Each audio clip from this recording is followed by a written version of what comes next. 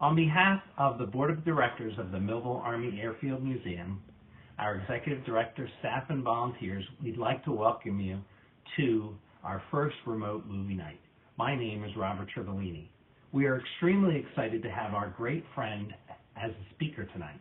George Washington Whitehouse served at the Millville Army Airfield, and he is currently 100 years old.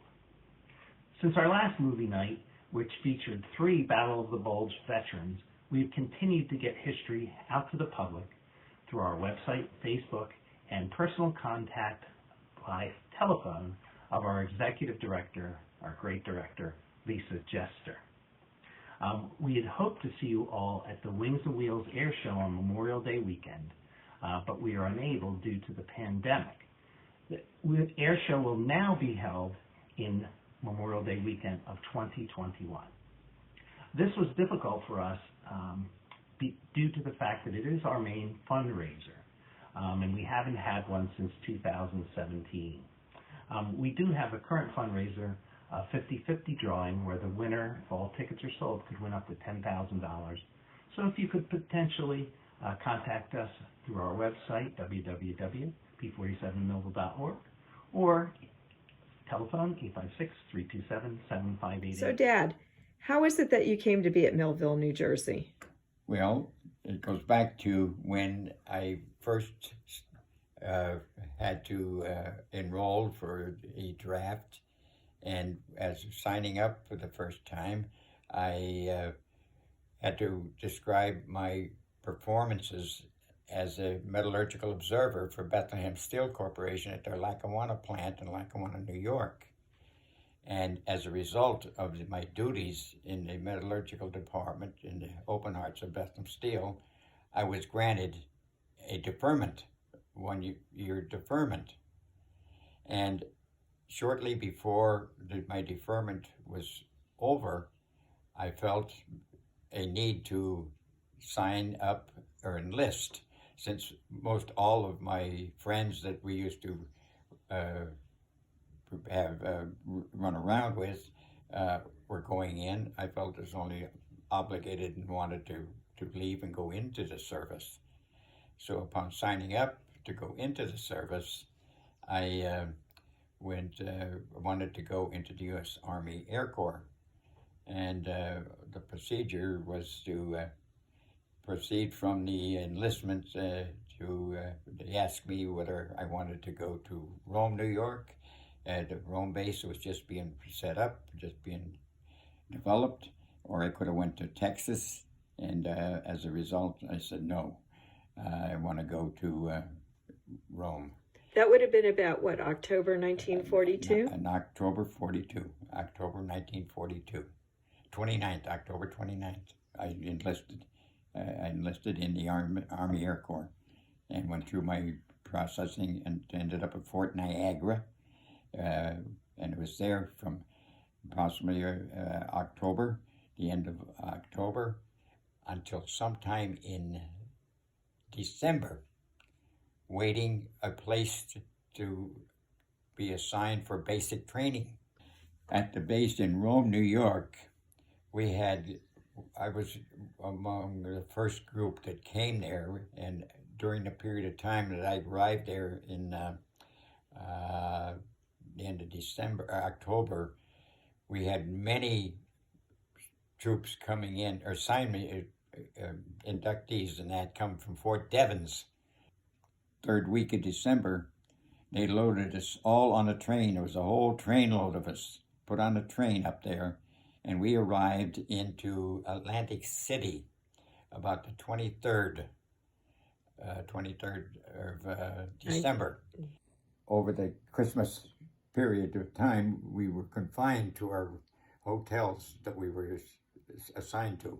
We couldn't leave the hotel that we were assigned to. And our basic training then was conducted during the period of time from December, the end of December, until till a period in March, where we had our basic training, which was conducted on the boardwalks. And days of rain, we trained, drilled in the convention hall. was during our dinner hour,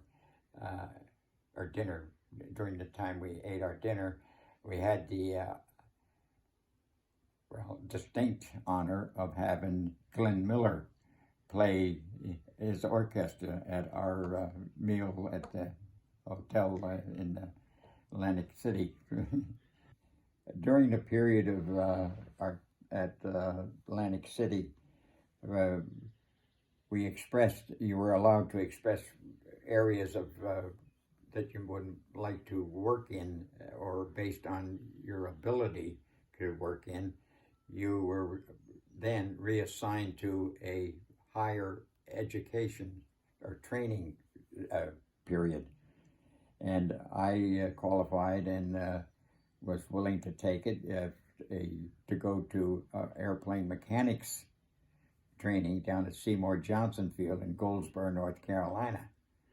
So from about March, when we finished our basic training, we went up to Seymour Johnson out in Curtis Wright Factory School that were making the Curtis Wright airplane AM school, or AM, it was an airplane mechanics school. Now the airplane mechanics school is where you went to classes of training. In that you learned how to put in certain objects together, how you attach this to the plane, and they had a plane there all apart, and you had to be working on assembly. You got to know all of the parts of an airplane, mechanics and that. You went out to St. Louis to Lambert Field, right. To the Curtis Wright Factory School. Right. And what did you do in the factory school?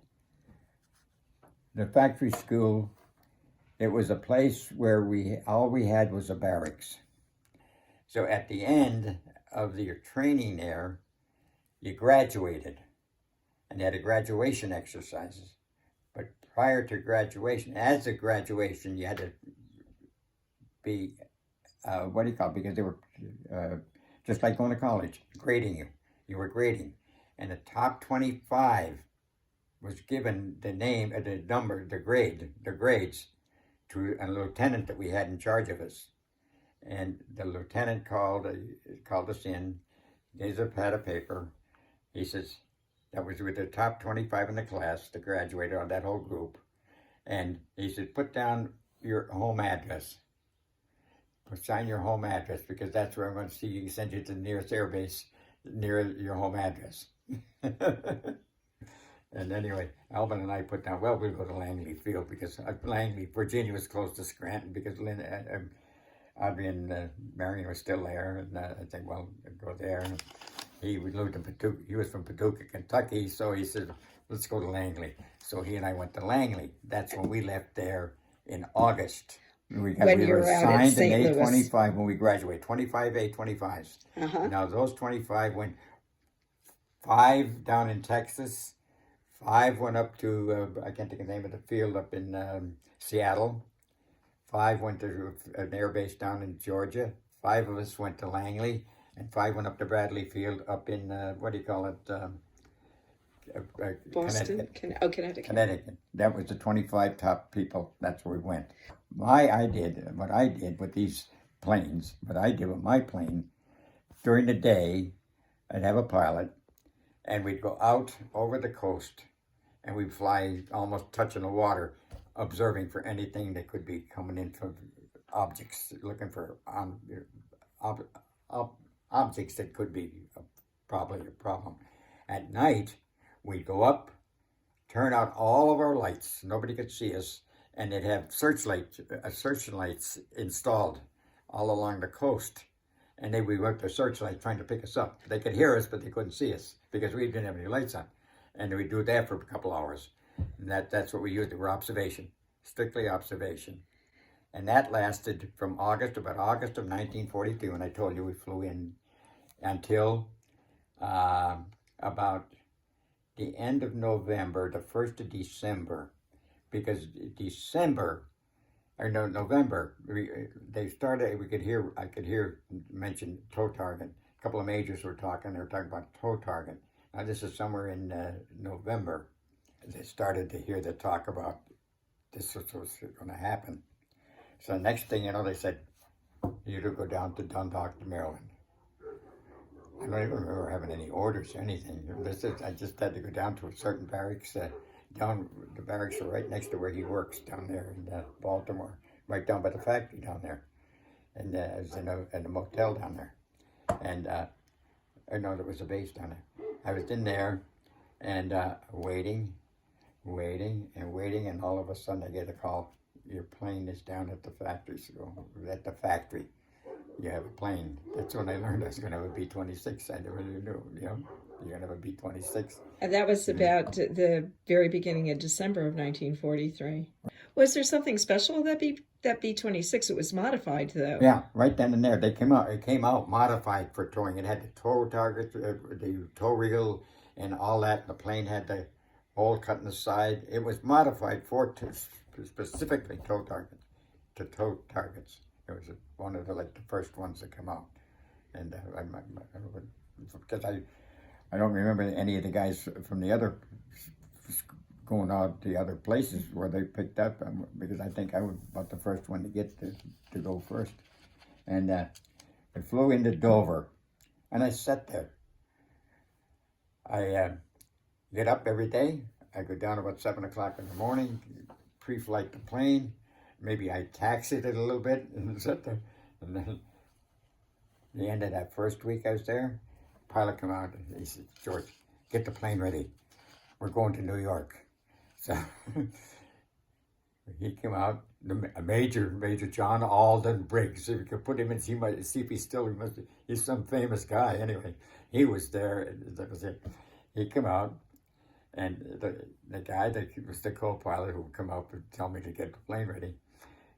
And the three of us flew into Mitchell Field, New York, where I found out that either his wife or his girlfriend was living as a socialite. She was a socialite in New York, and he was going for the weekend. So he says, when he gets out, we get out there and he get out, he says, had the plane ready for 11 o'clock Sunday morning. We go back. So he left and went, and the pilot stayed, and I said, well, let's go get you see at these bases, they have, so let's go and get a base for the sleep time. Oh, he said, we're not going to stay here. You and I are going to New York. So we'd get in, we go to New York. And we tour New York around, and later on in the evening, go to Hotel Pennsylvania, grab a sofa, sleep in the sofa about 6 o'clock. Because the pilot, when he left on Saturday, when he left us at Mitchell Field, he had the plane ready by 11 o'clock on Sunday to go back, because he was going with his wife, I guess it was there in New York. That's who he was going to see. So about the end of December now, I come on, hey, I didn't even know I was going to Millville. All I know is I got off the plane, it's Millville. And all the old planes around there, some of the older planes. I don't want to say, I'll say some other planes that were not used for the towing targets, you know what I mean? So I happened to be the first plane to come in for towing targets. And and there was very few people on the line at the time. The line has personnel and operations and all like that. In other words, they have mechanics and that are just around, not the sign. See, then when I get in there, I have to be able to pick an assistant. See, I have like the crew chief. I'm crew chief and the co-pilot. I'm flight engineer and there's crew chief. So on the ground, I'm the crew chief. And at night, in the plane and flighting, I'm the flight engineer. So it's almost like two duties, you know. And then I was entitled to have someone as an assistant. So I had to look around and see who's qualified. See, then they're starting to set up the operations people. In other words, you have to have an operations audit to just work with the fighter, because here's the big base is the fighters. And they're telling you, we want a plane, we want a plane. So they have to have a plane ready. So the fighters were there before you came in with the tow target planes? Almost about the same time, I guess. Because they're just starting to, I think it was in January when it opened, pretty much. I think that book will tell you that I think it was right around the first January 1944. Right. That's when it was. That's when I got there, because in December I was sitting up in Dover waiting for about 3 months. 3 weeks or more, just sitting there. So when you got to Millville, it really wasn't much of a base. It was just starting out. Well, it's always an old base now. They're just really starting. The fighters now, I guess, are just starting to set up. I think you'll find that it was around in January or something like that. So then I was there right there because then to give them that part of their training, because they had all other types, you know, because they had ground targets they'd be shooting at from the air, you know. Like they would be going into a village and shoot a, what do you call it? They had other targets that they would, other than the for fighter, if they were up in there and they get into a battle in the air, that's what we were doing. How would they shoot at a plane, another plane, in a fighter combat in the air, you know? And also for dropping bombs too, but would it be too? Are you prepared for, you know, up there, because they had guns on and everything, you know, mounted guns. And on the tow target plane, what you had to do is my duties as a crew chief and also a flight engineer. In the air, I was a flight engineer, and under the co-pilot's area, we did in combat. It's a different story for the B-26s. They have a pilot, and they have a co-pilot, a pilot, and then they have a bombardier, a bombardier, and you'd have other gunneries in the plane. But for the tow target, we had a pilot and a crew chief who became flight engineer, and a tow wheel operator, period. That's all that flew, 3 of us. That was the name of the trip. And so that's when I got down there. I was in my plane. But see, then I was entitled to get an assistant. When I had one who was not trained to do anything that I did in the air, but I needed to change an engine. I needed to change the oil. But I was assigned an assistant, who was a mechanic. That I had one assigned to me. And when after I get there, maybe a couple of days later, we then starting to set up a line, because they have a line foreman who has a lot of different types of mechanics. This guy was this type of mechanic, that type of mechanic. This guy did electrical work. If anything wrong with my electrical system, there was a specialist there. They had these specialists who would assist you or do it, because they were trained to do that. And when it came to change an engine, I had to do all of that. I did all that, and we had on the ground, it never flew, but we had like a super mechanic, a mechanic that was trained to be a mechanic. He knew how to do this. He knew how to do this. Maintenance. Just maintenance, not anything to do with the flying of the plane. But I had to be aware of all of that. In other words, when I change an engine, that was up to me. So this could be 44. Right. You were in Millville from January of 44 till maybe March of 45. We did not have a co-pilot, because here on normal, when I say normal, if that was going to be a commercial, you'd have a co-pilot. It'd be a co-pilot who would do a lot of that stuff. But for towing targets, I assumed the position of a co-pilot, because, in other words, taking off, if it's a normal, not towing targets, the pilot would be going down, and all of a sudden he starts to get up after a certain point. He'd give that sign. The co-pilot would bring up the gears. Then another thing, the co-pilot would take over. You know what I mean? And that, I was like co-pilot, all the functions of a co-pilot. And when the air, I went from ground to crew, in charge of just like a regular co-pilot. He became co-pilot, in effect. We take off. Now, as a co-pilot, he had a flight officer as a co-pilot. Now, a flight officer is not a pilot.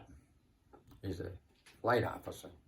He has not reached the status of being a pilot. He can't be a pilot until he's had so many number of hours. So he'd take this guy along with him to try to help him get his number of hours so he could become the pilot. So we have him as co-pilot. And then we had myself and the other guy that was I'm breaking in, and the artillery guys. So we take off. Everything is normal. Go down, and we land at the artillery base. And these guys, the guy that was wanted to ride, got out. That's where he's going to go. So we're getting ready. Shortly after that, to get in the plane, go back. Here he's in, runs it up. Now, before you get, here's the runway. Before you get onto the runway, there's like a little area where you go out there and you run through a series of pre-flights tests to see everything's all right. And then you pull in and go like this, round up to go up here. We did that. And just as we're getting around here, starting up, I'm watching the instruments. We got the flight officer over here who's co-pilot and that. And all of a sudden, now every instrument, there's instruments all over in front of you.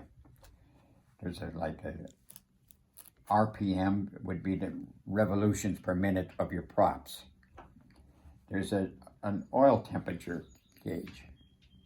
There's a fuel gauge. There's an altimeter. And there's all different instruments to tell you how high you are, what your speed is, your number for speed, and all that.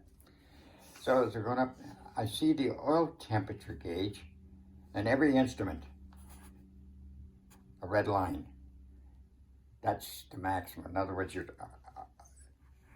RPMs, your spin of your prop, could not exceed 2,200. 2,200 RPMs. 2,200 is the maximum you can have. If you go any beyond that, you got a problem. That's the maximum you can have. And so going down the runway, as I said, I'm looking up, and I see the oil temperature gauge go beyond the red line. Now, what is the oil temperature gauge controlled by? There's something like this, maybe a round thing that has a flap. You can open and close to let the air in. So when you're up on the flying, that flap should be like this, not closed. You close it when you come in, but when you take off, before you take off, you must make sure that that's open. So that controls the temperature of your oil. So I notice that the oil gauge, the temperature, is by the red line. And I thought, oh my goodness. And just about as I noticed that, I take and hit the flaps because there's a control, what you call it, because to open those flaps, you hit this, push it up, and the flaps would be open, and then you bring it back to neutral, and the flaps would be open. So I thought, well, geez, there's something wrong. Maybe I didn't open the flaps, So I quick put it all the way down to open, not back to neutral. And as I'm looking back up to see what's happening to the oil temperature gauge, I see the RPM gauge go by its 2,000 RPMs, and I thought, my God, what's going on? And about that time, the engine started to vibrate, and really vibrate. It started to shake. I thought the thing's going to fall. And here's the co-pilot. He didn't know what to do. So I pushed him out of the way because I'm on my knees between them. No seatbelts, nothing. And so I pushed him out of the way, and we had what we call electric props, Curtis electric props. That means the prop is controlled by an electric motor. So your prop, it's just like a fan. And as you get up to the turns and turns like that, now that it has to be structured enough to bring it to certain RPMs. And I see that went past the red line. So there is an electric switch down there that controls that, what do you call it? So what I did is I reaches up to take and change the position of that, because that engine's, there's something wrong, and it's going to drag you down, because that's going to keep going, and it's going to try to windmill, because it's not running, and it's just going to windmill. So what you want to do is feather your prop. So with that switch, you can turn the prop to like this, and then the wind will go this way, and it won't try to, because if you don't, that wind's going to try to turn a fan, and the fan won't move. It's going to do what? It's going to pull you down. But see, what actually had to happen, what he did then, as soon as he seen me reach for the feathering prop, he knew what I was going to do. Up in the top of the plane is the controls, the wings and the ailerons. And he's calling the tower coming in for an emergency landing. So I had the prop feathered, only one engine instead of two, and he bangs around and comes in for a safe landing. Now, there's a story, as I said, that I saw this guy in the Washington Times wrote of when they had this article about how bad the 26s were. He cited an instance like this from the National, down in Washington, took off, and the same thing happened to them, and they all got killed. They all got killed. They went down. And as he said, it was from lack of training and inexperience. That's what he said. Sure. Yeah. So what was a typical day like at Millville? What time would you get up in the morning? Oh, you had to get up and have your breakfast and be out down the line by 7 o'clock in the morning. Oh, yeah. Because 8 o'clock, that plane better be ready to take off. Because the fighters are ready. If they're going up, they're starting go up for their training. And you had to have your plane up there and out with your targets for them to be shooting at it. Because you get up there and then they call where the planes are coming up, you know. So they're coming up, and your plane has got to be off the ground and up in the air, and be ready to go up in the air. I'm sure you hoped they were all good targets. Well, that's what I said that there was. That Ozzy Osbourne, he was firing at you. This said about Ozzy. Yeah, but that's it. And as I say, in that book, will tell you, in the back of the plane, back here, they have sandbags, so that in case that missed that target for some reason or other, and they protect the tail of the plane. Anyway, the sandbags. Yeah, they'll tell you in that book, that story about the sandbags. In case they missed the target and hit the plane. Right. But so how many hours would you be out there during the day? Hours. 4 hours? Many times I'd be down there at 4 o'clock and come in at noon and grab something to eat and back up for 4 more. Some days I'd put 8 hours in doing that, yeah. And if you didn't go up in the air, what did you do? Work around. If you had your plane, would be there. You'd be touching up your plane, keeping the plane clean, and see what anything else had to be done with it, and that, right? Or they had some other things you might be doing, but that was it. You had to be there till 5 o'clock or something when they stopped.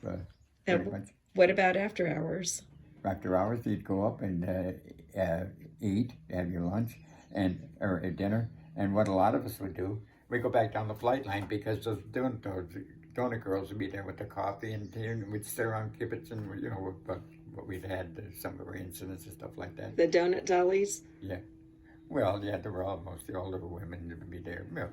Women. Salvation Army. Salvation Army, stuff like that. Yeah, That was it. And I don't ever remember anything like going to beer gardens or anything on the base or anything like that. Mostly I'd go to the flight line. Most of the time, you'd go down the flight line if the weather was nice, because you used to sit outside around down there by where the canteen was. Sit around by the canteen, because it was all free coffee and donuts and stuff like that. What do you want to do? You didn't go into town very much? Not that much, because you had to hitchhike. Everything was hitchhiked. Everything was hitchhiked. And you just stand there for hours waiting for someone to come along, because it's a big base, for the number of people, you know what I mean, for a town like that. You have all the fighter people, you know what I mean, they have the mechanics for all airplanes. That's a big group, and they're all off by themselves. I never got to know any of them. And I think there was even a White House over there. Really? Yeah, I think I recalled somewhere the name, a fellow by the name of White House was over there. But it's such a puzzle why Millville isn't recognized as having a tow target squadron. But see, it's just like this. If you are in a school, okay, and it's from this district, and they send you over to another district, this back here is your district. The original one. Original. And I think that my original was Baltimore. Baltimore, the second tow target squadron, Baltimore. Baltimore. They named it the second tow target. Because there's no tow targets. There's nothing existing. There's nobody, no field of need. But the fact that I was, you're going to Baltimore. because Yeah. there is a base there. But you know what I mean? But that's I keep telling them down in there, we got to get this thing straightened out and get Millville on there. Get them recognized. The tow target squadron was Millville, New Jersey. Yes. Don't go to the congressman and that and say, hey, we're not being, because that book that George gave me, all the others are listed. Baltimore. It doesn't say Millville. Right. It says Baltimore, and Baltimore had nothing. Now, how many tow target planes were there when you left Millville in there was quite a few. March of 1945? Well, you've seen that list. There was about a half a dozen. About a half a dozen About were a half there. a dozen, yeah. And then when you left Millville, Most of them were all used. I don't think any of them were new like mine. I think there were others that had been converted because they, what do you call it? They had camouflage on them and stuff like that. I had the only silver one. And that means, you know what I mean? The others were camouflage would have been used, or maybe there were some that were going to go overseas and they send them through to be, put the tow reel in it, mounted, because all it is mounted in there by the bomb rack, and then cut a hole, you know, for them to throw it out.